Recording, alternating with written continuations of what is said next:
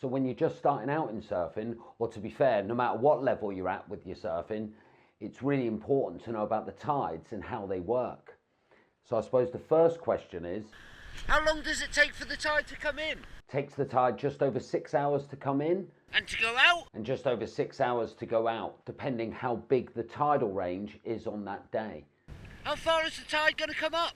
If you're on what they call spring tides, which is where the tide will come all the way in. How far is it going to go out? And go all the way out. Whereas if you're on neap tides, the tide's only going to come so far in and so far out.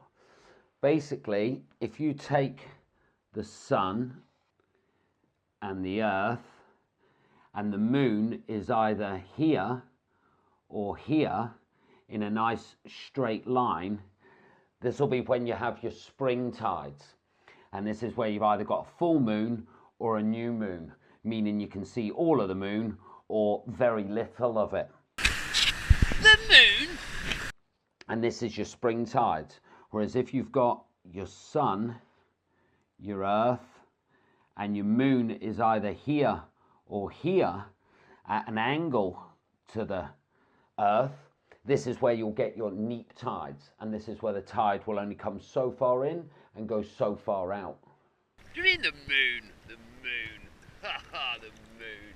And I suppose the next question is, how fast are the tides? Well, if this is your high tide here, and this is your low tide, and this is on a spring tide where the tide's coming all the way in and going all the way out, what you'll find is when the tide turns, it will turn very slowly, start to pick up speed, and then it will really accelerate and then start to slow down again as it hits the low tide, nearly almost feeling like it's almost stopping as it turns, but it never is. There's never a dead water.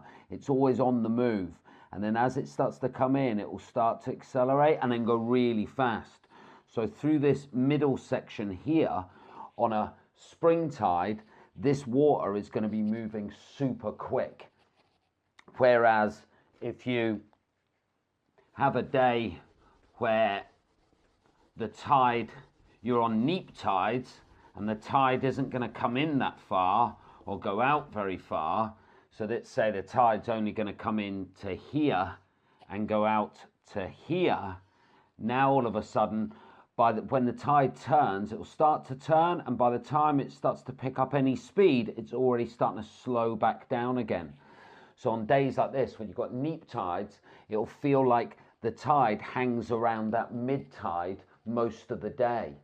Whereas the one to watch out for is when you've got those spring tides and the tide's coming all the way in and going all the way out.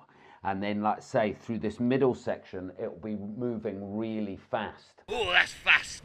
Which is something that you want to be really aware of if you're surfing on a beach that's got, say, rocks dotted around on it. So if you've gone down there on the low tide and there are some rocks situated on the beach, you're going to watch when that tide starts to come in and starts to accelerate really quickly. If you're not aware of these rocks, you could all of a sudden find yourself getting tangled up in them. The same goes for if you've gone in on the high tide and you're unaware of these rocks under the water, and that tide starts to go out and then all of a sudden it accelerates really quickly, these rocks are going to be exposed very quickly. So you want to be really aware of the beach that you're surfing. So how do the tides work? In, out, in, out, in, out.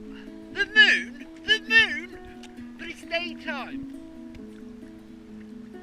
Do you mean the moon? The moon. Ha ha, the moon.